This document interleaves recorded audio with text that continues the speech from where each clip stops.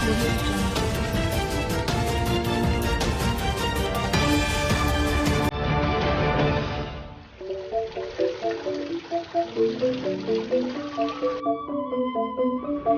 Om Swastiastu. Pemirsa BBN News yang berbahagia, hari ini kita akan menemui seorang tokoh bisnis di Bali. Beliau adalah pemilik BPR Krishna Dharma Adipala, yang disebut juga Bang Krishna. Beliau juga seorang pemilik rumah potong hewan dan juga aktif di berbagai organisasi, bahkan beliau ini aktif di puluhan organisasi di Bali.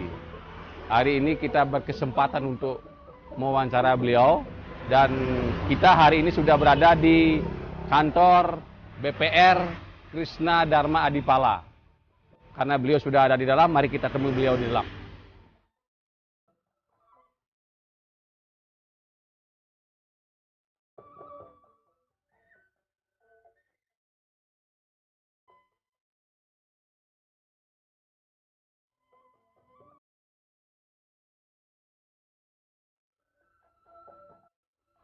Swastiastu. Pak Made, bisa diceritakan sedikit bagaimana ceritanya Pak Made terjun di dunia bisnis ini? Terkait dengan bisnis yang pertama, terkait dengan bisnis usaha potong sapi Bali, lokal Bali, ikut yang mulai dari tahun 92 di Pasar Kute ya. Karena kita terjun langsung, potong, langsung menjual ke konsumen langsung di Pasar Kuta 2. Itu yang dilakukan oleh istri Tiang. Nah, Tiang sendiri langsung yang dari sapinya motong di RPH Mambara. Nah, awalnya Pak Made memang gimana Pak Made? Memang dari keluarga yang punya apa bagaimana Pak Made? Nah, itu keberadaan keluarga kami ya biasa-biasa saja. Cuman kami memang, saya sendiri memang orang pekerja keras, sudah biasa bangun jam 1 malam ngurus potong sapinya sampai pagi. Orang biasa pagi sudah menikmati jam 6 itu sudah menikmati sinar pagi. Kami belum bangun waktu pagi, baru datang langsung baru istirahat jam 8 atau setengah 9 pagi, baru bangun, baru bekerja lagi ngurus bank gitu ataupun usaha-usaha yang lain gitu. Artinya di balik ini siapa yang paling berperan dalam hidup Pak Made? Ya tentu istri dan keluarga saya. Artinya Pak Made mulai bisnis dari potong sapi. Potong sapi. Nah, setelah itu, setelah berapa tahun nih Pak Made bergerak di bisnis ini? Nah, kalau itu usaha potong sapi kami memang usaha dasar kami, karena kami merupakan kebutuhan utama. Nah, di dalam pangsa pasar terkait dengan potong sapi itu. Artinya Pak Made berapa tahun nih mencapai puncaknya di bisnis ini sehingga memutuskan Pak Made pindah ke sektor yang lain misalnya? Nah, kami di dalam hal potong sapi tidak pernah berpindah, kami tetap karena sumbernya kami di sana. Nah, ketika kami bisa menjalankan ya usaha showroom mobil kemarin, properti juga, dan Krishna Galeri juga. Nah, sampai saat ini kami juga akan mengembangkan villa di Nusa Penida. Mau mengembangkan villa di Nusa Penida. Nah kan Pak Made ini kan di sapi yang pun masih bertahan sampai sekarang. Masih bertahan. Sudah itu di bank juga sekarang pemilik BPR Krishna, Bang Krishna. Dan juga Pak Made juga bergerak di berbagai organisasi. Nah kira-kira Pak Made ini nanti ke depannya mau ngapain nih, mengembangkan bisnis apa lagi setelah ini? Ke depan semoga ide switcher ya, tentu kami akan mengembangkan villa kami yang di Nusa Penida. Mengingat situasi COVID, sebenarnya kami sudah lengkap gambar karena kerjasama tim kami dari PT Kasfla Bali sudah sangat mendukung. Nah, terus terkait dengan usaha di bank kami, situasi COVID seperti ini kami sangat berterima kasih kepada konsumen ya, artinya masyarakat sudah mempercayakan dananya di Bank Krishna, begitu juga dengan funding dan lending ya, kreditnya. Sampai saat ini situasi COVID kami bisa tumbuh dan kredit permasalahan sudah kami bisa petakan sesuai dengan peraturan POJK terbaru. Nah ini kan agak aneh Pak Made, agak unik lah kira-kira nih. Pak Made seorang yang awalnya pebisnis potong sapi, sudah itu terjun ke properti dan sekarang di bank. Nah kira-kira kan bank ini ruwet Pak Made. Kalau kita lihat aturan-aturan di bank itu sangat ruwet. Nah kira-kira Pak Made basic awalnya di pendidikan ada Gitu. Memang hubungannya dengan perbankan pernah Pak Made? Iya. Nah, karena kami dasarnya melihat dari segi bisnis dulu. Ketika kami akuisisi di bank, dulu sebelumnya Bank Dharma Adipala, akuisisi tahun 2011 yang asetnya sangat kecil waktu itu. Nah, kami tambah dengan tim-tim yang benar-benar mumpuni, akhirnya kami bisa sampai sekarang. Walaupun cobaan ataupun tantangan sangat lumayan. Nah, makanya pada tahun 2000 kemarin, 1 tahun yang lalu, kami masuk langsung terjun di Bank Krishna. Kami komit untuk membesarkan Bank Krishna menjadi bank, target kami bank yang terbaik. Ini kan beda sekali Pak Made. Pak Made yang bergerak di bisnis awalnya potong sapi, properti, ini di bank kan dua beda. Ini bagaimana Pak Made kita ini? Nah, kalau untuk usaha potong sapi kami bisa jalan karena kami nyari sapi sudah biasa ya, karena pasaran sapi hanya Rabu dan Minggu, itu pun malam. Nah, potongnya di Mambal itu sudah ada yang mengkoordinir, dan istri saya jualan di Pasar Kute, juga kami suplai ke pasar-pasar juga daging sapinya. Yang pasar. Jadi Pak Made tidak mengalami kendala Pak Made ketika mungkin dari segi pengetahuan bisnis di bank ini kan Pak Made mungkin awalnya tidak berpengalaman, tahu-tahu punya bank gitu, kira-kira gimana Pak Made? Tidak ada kendala gitu? Menurut hemat kami memang ada kendala. Saya sendiri sangat senang dengan tantangan, dan itu pun berkaitan dengan jiwa saya selaku pebisnis ya. Gimana caranya kita bisa mengembangkan usaha walaupun dalam situasi seperti sekarang gitu. Nah, artinya Pak Made ada strategi khusus, misalnya mencari orang-orang yang mungkin mumpuni di bidang itu sehingga ditempatkan di bank, itu bagaimana? Ada strategi seperti itu? Untuk saat ini tidak. Kami yang langsung terjun menata dulu ke dalam, menata ke dalam. Cuma kami karena terbentur oleh aturan OJK bahwa 90 hari harus sudah 120 hari sudah ada direksi terbaru. Cuman kami belum bisa menyiapkan, walaupun kami sudah interview beberapa calon direksi, tapi belum ada yang memenuhi syarat kami. Tetapi kami komitmen ke depan pasti akan mengikuti aturan PJK untuk melengkapi direksi itu. Tapi untuk sementara kami yang terjun langsung karena memang instruksi dari peraturan bahwa kalau tidak ada direksi itu bisa dilakukan oleh Dewan Komisaris. Ya. Nah, terkait dengan kita cerita sedikit Pak Made, artinya niki kan Pak Made banyak bisnis nih, potong hewan, properti, villa, bank. Nah, kira-kira yang pernah Pak dirasakan yang paling manis untungnya di sektor mana nih Pak Made? Usaha potong sapi Pak. Itu yang paling ini? Iya. Paling stabil? Paling stabil sampai saat sekarang. Pak Made kan pernah terjun di properti, ini seperti apa? Tolong sedikit. Kalau properti itu tergantung sikon dan situasi ya. Mengingat properti itu dari tahun 2016 sudah mulai menurun. Kami pun memberikan strategi baru bahwa pada saat situasi menurun jauh sebelum dari 2016 ke bawah itu sangat kencang sekali. Nah, ketika ke atas memang sangat menurun. Kami pun merubah strategi kami untuk melakukan pemasaran dengan cara online ataupun dengan cara merubah sistem kami di dalam tidak seperti yang terdahulu ketika laris gitu. Tapi Pak Made bukan berhenti di properti, masih belajar di properti sampai ini? Untuk sampai saat sekarang karena COVID ya tentu kami masih stay dulu gitu. Tapi lahan-lahannya masih ada Pak? Masih. Nah, sementara terkait dengan yang lain Pak Made, artinya niki kan sekarang orang kan kalau sudah bicara masalah BPR kan aturannya banyak Pak Made. Artinya niki memang sekarang untuk menjaga kepercayaan nasabah kepada BPR ya gitu, OJK sebagai otoritas sudah menerapkan aturan-aturan yang sangat ketat sehingga dana nasabah ini bisa aman lah gitu kira-kira. Nah, kira-kira BPR Pak Made ini apa upaya-upaya yang dilakukan untuk tetap menjaga kepercayaan nasabah ini Pak Made? Ya, pertama kan tentu kami memberikan pelayanan yang terbaik kepada nasabah, yang terbaik dan cepat tentunya. Kedua, kami ke dalam, kami introspeksi ke dalam apa kelemahan-kelemahan kita, yang kelemahan itulah yang akan kami jadikan kekuatan untuk kami lempar ke masyarakat bahwa Bank Krishna itu adalah bank yang benar-benar munafik yang siap tarung di kancah perbankan. Lalu mengenai penataannya ke depan apalagi Pak Made, artinya kan ada rencana juga mau mempercantik gedung atau bagaimana Pak Made? Ya, mudah-mudahan ide Sweco ya, itu memang rencana kami dari awal ya, dari tahun 2019 karena terbentur oleh lahan, kami sudah Desember ini dibebaskan, mudah-mudahan ke depan tidak ada hambatan. Nah, terus terkait dengan kiat-kiatnya memang secara gitu kami sudah siapkan dana untuk itu. Artinya gini Pak Made, artinya Pak Made ini kan sudah masuk ke bank tahun berapa ini Pak Made beli bank ini? 2011. Pak Made masuk ke 2011, perkembangan seperti apa Pak Made? Artinya ketika Pak Made masuk, nah bagaimana perkembangan BPR ini selanjutnya Pak Made?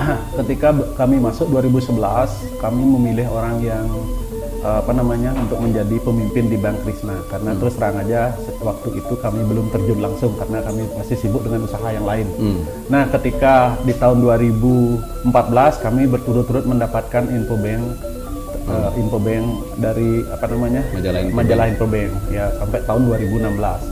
Nah, di 2017 barulah kami mulai ancar-ancar akan masuk ke bank, karena mengingat situasi perekonomian waktu itu kami buka Krishna Gallery ya, Krishna Bolding. Waktu itu akhirnya kami berinisiatif untuk bergabung di bank menjadi komisaris, karena mengingat potensi pasar ke depan yang yakin orang akan selalu berhubungan dan berkaitan dengan dunia perbankan, artinya saling meminjam ataupun menyimpan dananya di Bank Krishna. Terkait dengan BPR ini kan terkait juga dengan permodalan, terkait dengan modal setor misalnya Pak Made. Kalau Bank Krishna sendiri bagaimana Pak Made? Sudah memenuhi itu. Ya. Pak Made kedepannya kan kembali berencana menyuntikkan modal supaya ini kan salah satu kekuatan BPR itu kan di situ Pak Made. Ya. Ada rencana seperti itu Pak Made? Ada, karena kami selalu mengikuti anjuran OJK, karena ketika kami mau ke depan di 2021 membuka kantor cabang, kami sudah menyiapkan tim untuk itu.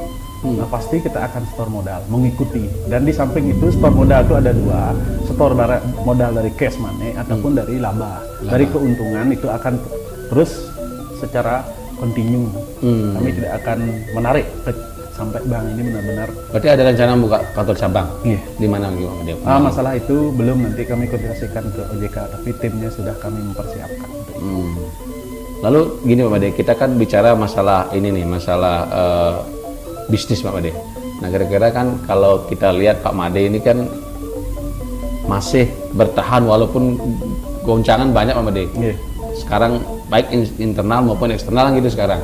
Nah, kira-kira Pak Made bisa di ini nggak? Artinya kalau ada orang-orang sekarang, orang-orang Bali atau orang-orang luar Bali yang ingin bisnis itu, kira-kira Pak Made bisa berbagi kiat bagaimana mereka memulai usaha itu seperti apa sebaiknya? Kalau kami sih simpel saja ya. Jadi kalau orang sudah ingin maju ya tentu harus bekerja. Dimanapun bekerja pasti sama. Sama. Yang terpenting niat kita ingin maju atau tidak kan gitu. Jadi kalau ingin maju, ayo bekerja. Kita artinya sedikit bicara ya banyak kerja, banyak gerak. Gitu. Nah, artinya kan basic pendidik itu penting nggak Pak Made dalam bisnis itu? Sangat penting. Apalagi kami memang basic kami ekonomi ya tentu. Arahnya ke bisnis memang. Bapak dulu lulusan ekonomi. Iya. Di mana Pak Made? Di Mahindra Data. Mahindra Data. Nah, kira-kira kalau kita melihat sekarang kondisi yang ada sekarang, bagaimana Pak perkiraan Pak Made ini tentang ekonomi kita ke depan nih Pak Made? Kalau saja kita bersatu dalam segala hal, yang rasa percepatan proses pemulihan pasti akan lebih cepat terjadi. Kalau kita bersatu ya, tinggalkan kita saling curang atau gimana, dan juga dengan sesama Bali. Mari kita bersatu untuk pembangunan ke depan gitu. Dalam segala ini sesuai dengan skillnya masing-masing. Gitu. Nah, kalau kita lihat dari angka-angka Pak Made ya, kalau BPS misalnya Agustus 2020 ini kan minus. Pertumbuhan ekonomi Bali itu minus 10,98%. Bahkan BI kemarin kuartal ketiga juga mendeklar bahwa ekonomi Bali itu masih di minus 10%. Nah, kira-kira ini kan masih COVID ini masih berlangsung nih. Nah, berarti kemungkinan pertumbuhan ekonomi negatif masih tahun depan. Nah, bagaimana Pak Made melihat itu? Nah, jadi kami melihat pangsa pasar apa yang disampaikan pemerintah memang minus. Nah, minus itu dari segi apa? Kami tidak tahu cara penilaiannya. Tetapi kalau menurut hemat kami, ada wilayah ataupun desa-desa tertentu yang justru pertumbuhannya lumayan bagus pada saat situasi pandemi ini. Contoh kayak di desa kami di Darmo Sabo, khususnya di Banjarbersih. Kami ada di desa Darmo Sabo itu ada namanya Banjarbersih, ada nama Banjar Rumah Anyar ya. Di sana basisnya itu potong sapi, babi dan ayam. Nah, kalau di sana itu saya lihat sendiri ekonominya kalau saja ke sana mau bekerja, saya yakin akan mampu. Dan buktinya di koperasi-koperasi untuk saat ini ada orang yang memang menarik dananya untuk kebutuhan sehari-hari, tetapi yang lihat cenderung justru belanja beli lahan. Berarti secara tidak langsung pertumbuhan walaupun tidak terlalu tinggi, walaupun tidak terlalu banyak, tapi sudah ada bertumbuh dan masyarakat sudah bisa menghidupi. Belum yang lain, saya tidak tahu kalau yang lain. Kalau misalnya di desa kami ya ada pengrajin genteng ya. Genteng memang lumayan penurunannya, tapi masih bisa bertahan. Nah, kalau untuk sapi, babi untuk saat ini saya rasa masih bisa bertahan. Nah, artinya Pak Made melihat bahwa di balik tekanan ekonomi ada peluang-peluang yang masih bisa hidup Pak Made ya. Itu artinya Pak Made tetap optimis nih bahwa tahun depan ini akan ada pertumbuhan ini Pak, pertumbuhan dari sisi bisnis. Sangat optimis. Nah, kami pun di tim di Bank Krisna punya tim untuk percepatan pertumbuhan Bank Krisna, memprediksi bagaimana ke depan 3 bulan, 6 bulan sampai 1 tahun ke depan. Bagaimana prosesnya itu mudah-mudahan tidak meleset. Apa yang kami ketika pariwisata dibuka, kami sudah siap menyambut pembukaan pariwisata itu dengan cara kami gitu. Kalau itu tahun depan Pak Made menakir berapa pertumbuhan ini Pak? Kami level berapa persen, 20% sampai? Kalau untuk itu kami kan ada tim RBB, artinya tim rencana bisnis bank. Untuk itu kami belum simpulkan, tetapi sedikit bayangan kami kalau kami bisa tumbuh di atas di 5% sampai 7% saja sudah bagus, sudah lumayan gitu. Kata positif yang Pak Made bisa berikan kepada masyarakat, mungkin 3 kata yang mungkin bisa Bapak bagi kepada masyarakat menghadapi situasi sekarang apa Pak Made? Marilah kita bersama, bekerja bersama, berbuat bersama untuk kemajuan individu dan lingkungan sekitarnya yang sifatnya positif. Artinya Pak Made sekarang masih katanya tadi saya dengar ada 11 organisasi apa aja Pak Made? Nah, kami dari usaha potong sapi, kami kebetulan 2 periode menjadi ketuanya dan sekarang menjadi ketua pembina tukang potong sapi Bali. Begitu juga dengan tukang potong babi Bali juga pembina. Nah, terus di ATS Indonesia juga kami selaku pembina juga. Di organisasi yang lain juga.